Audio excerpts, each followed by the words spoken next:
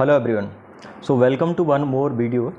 और आज के इस वीडियो में बात करने वाला हूँ लेथ मशीन को हम किस तरह से स्पेसिफाई करते हैं। जैसे यदि आप मार्केट में से लेथ मशीन परचेज़ करने जाते हैं तो आपको उसका स्पेसिफिकेशन पहले बताना पड़ता है।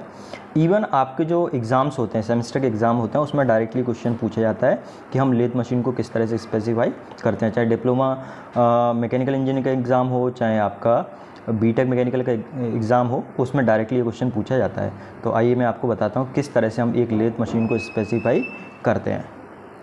तो यहाँ पर आप देखोगे लेथ मशीन को हम किस तरह से स्पेसिफाई करते हैं, क्या क्या पैरामीटर्स होते हैं जिसके बेसिस पे आप एक पर्टिकुलर लेथ मशीन को स्पेसिफाई करते हैं। तो पैरामीटर यहाँ पे दिए हुए हैं, इनको भी बाद में एक्सप्लेन करता हूँ मैं। डिस्टेंस बिटवीन सेंटर, तो सेंटर आप समझते होंगे, इसमें लेथ मशीन में दो सेंटर होते हैं, एक तो लाइव सेंटर होता है, एक डेड सेंटर होता है। तो जो आपका लाइव सेंटर होता है वो अटैच रहता है आपका हेड स्टॉक से, और डेड सेंटर अटैच रहता है टेल स्टॉक से। स्विंग ओवर बेड, ये अभी मैं बताता हूँ। Swing over cross slide, horse power of motor, cutting speed, accuracy, spindle nose diameter and hole size. तो ये सारे पैरामीटर्स हैं जिसके बेसिस पे किसी भी लेथ मशीन को आप स्पेसिफाई करते हो। अब यहाँ पे डायग्राम से हम इसको समझते हैं। सबसे पहला इसमें दिया था डिस्टेंस बिटवीन सेंटर। तो आप यहाँ पे देख सकते हैं दो सेंटर हैं, एक तो ये लाइव सेंटर है और ये बोलते हैं डेड सेंटर जो टेल स्टॉक के अंदर होता है। तो इन दोनों के बीच में जो डिस्टेंस होती है, ठीक है, उससे भी आप एक लेथ मशीन को स्पेसिफाई करते हैं। आप लिखा हुआ डिस्टेंस बिटवीन सेंटर। दूसरा है स्विंग ओवर बेड। इसका क्या मतलब है? स्विंग ओवर बेड का मतलब होता है मैक्सिमम डायमीटर का वर्कपीस जिसको आप मशीन कर सकें, किसमें? लेथ मशीन में। तो मैक्सिमम डायमीटर का वर्कपीस क्या हो सकता है? ये आपका सेंटर है यहाँ से, ठीक है। अब इस सेंटर से आप देखिए, ये तो सेंटर की हाइट है इसकी बेड से। तो मैक्सिमम कितना हो सकता है वर्कपीस कि इस सेंटर से टच ना हो, मतलब इस बेड से टच ना हो, ठीक है। तो यहाँ तक आ सकता है और यहाँ से आधा इधर आ सकता है, आधा इधर आ सकता है डायमीटर के long.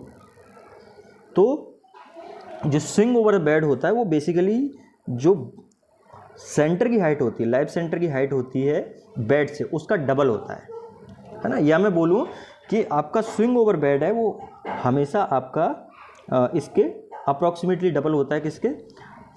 Height of the centre from the bed. अगला इसमें देखें तो आपको ये समझ में आ गया होगा, इधर जो लिखा हुआ है कि स्विंग ओवर बेड।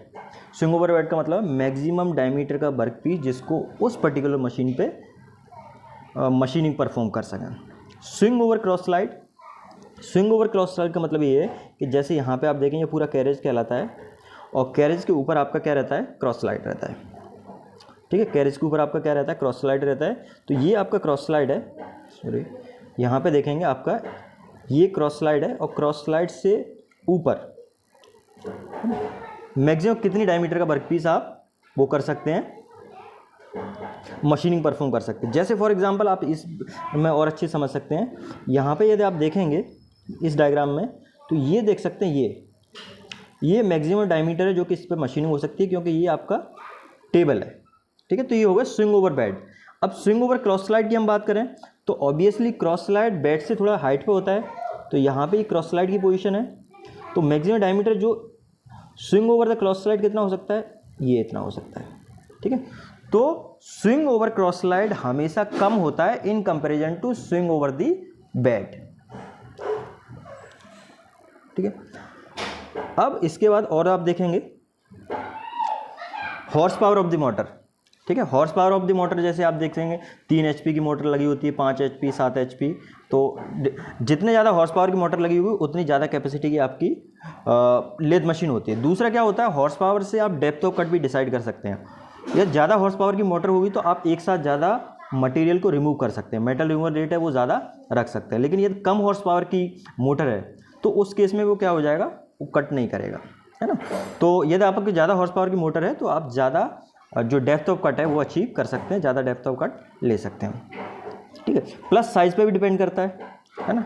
जो आपका साइज़ है लेथ मशीन का, यदि बड़ी लेथ मशीन होगी तो ऑब्वियसली उसमें ज़्यादा HP की मोटर लगी होगी, और बड़ी मशीन जैसे इसका जो आता है मशीन का, ये बेड के साइज़ से अभी आता है। बेड की जो चौड़ाई होती है, बेड की विड्थ होती है, वो भी एक इसका स्पेसिफिकेशन होता है। प्लस बेड की जो लेंथ होती है, सेंटर टू सेंटर डिस्टेंस तो है ही, जैसे 8 फीट की आती है, 10 फीट की, 15 फीट, 20 फीट, इस तरह से आती है।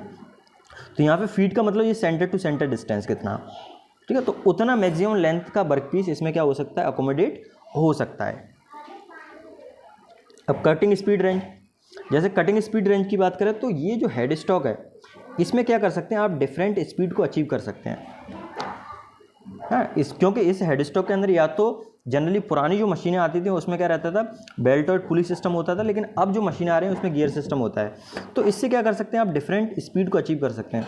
जनरली क्या होता है कि छोटा वर्क पीस होता है उसको मशीनिंग परफॉर्म करने के लिए आप ज़्यादा आरपीएम को लेते हैं। यदि वर्क पीस का साइज़ बड़ा होता है तो उस केस में उसको मशीनिंग परफॉर्म करने के लिए आप जो स्पीड लेते हैं, आरपीएम लेते हैं, वो कम रखते हैं। इसके बाद आपने देखा एक्यूरेसी, कितना एक्यूरेसी अचीव कर सकती है मशीन, है ना, इस पर भी डिपेंड कर, ये भी एक स्पेसिफिकेशन होता है, क्योंकि ज़्यादा एक्यूरेसी की मशीन लोगे तो उतना ज़्यादा आपको प्राइस देना पड़ता है, उतनी ज़्यादा उसकी कॉस्ट होती है। उसके बाद स्पिंडल नोज डायमीटर होज, और इसमें ये भी है कि आपका जो स्पिंडल का साइज़ होता है, बेसिकली स्पिंडल का जो साइज़ होता है उसमें क्या होता है, वर्क पीस आप लगा देते हैं। तो मैक्सिमम कितना साइज़ होता है स्पिंडल का, उतनी डायमीटर का वर्क पीस आप लगा सकते हैं।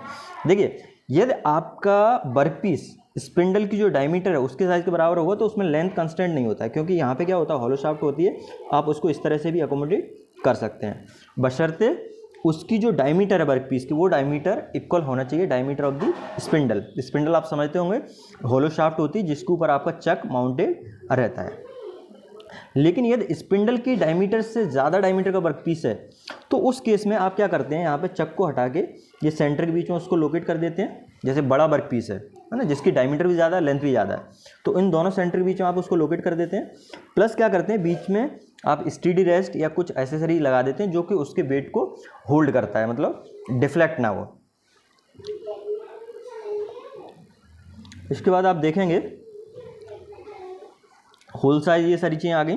तो इस तरह से आप एक किसी भी लेथ मशीन को स्पेसिफाई करते हैं। मैं एक बार दोबारा से रिपीट कर देता हूँ। एक तो डिस्टेंस बिटवीन द सेंटर, ठीक है, swing over the bed, swing over the cross slide, कितने एचपी का मोटर लगा है, कितना एक्यूरेसी आप अचीव कर रहे हैं, बेड का लेंथ क्या है, बेड जनरली कास्ट आयरन के बने होते हैं क्योंकि कास्ट आयरन वाइब्रेशन को आसानी से ऑब्जर्व कर लेते हैं, और मशीन का वेट कितना है ये भी एक स्पेसिफिकेशन होता है, क्योंकि मशीन का जितना वेट होगा उस हिसाब से आपको उसका फाउंडेशन बनाना पड़ेगा। जनरली लेथ मशीन का फाउंडेशन होता है और उस फाउंडेशन पर आप फाउंडेशन बोल्ट आते हैं उनसे टाइट कर देते हैं, ठीक है। तो ये सारे स्पेसिफिकेशन होते हैं लेथ मशीन को। तो आप मार्केट में परचेज करने जाएंगे तो ये सारे पैरामीटर उनको बताने पड़ते हैं, और एग्ज़ाम में आता है तब भी आपको इसी तरह से मेंशन करना है। सो है ना। आप इस डायग्राम से एक चीज़ और देख सकते हैं, यहाँ पे जो बेसिकली ए दिखाया गया है, ये ए शो कर रहा है स्विंग ओवर द बेड, और यहाँ पे जो बी दिखाया गया है ये शो कर रहा है swing over the cross slide, है ना। क्योंकि बेड से हमेशा क्रॉस स्लाइड ऊपर होती है, तो आपका swing over the cross slide का मतलब है मैक्सिमम कितनी डायमीटर का वर्क पीस जो कि क्रॉस स्लाइड से आप मशीन कर सकते हैं, ठीक है। तो वो हमेशा ऊपर होगा, मतलब क्रॉस स्लाइड से आपका टच नहीं करना चाहिए। सो आई होप आपको समझ में आई होंगी चीज़ें। कुछ नहीं समझ में आया तो आप कमेंट करके मुझे बता सकते हैं। So thank you.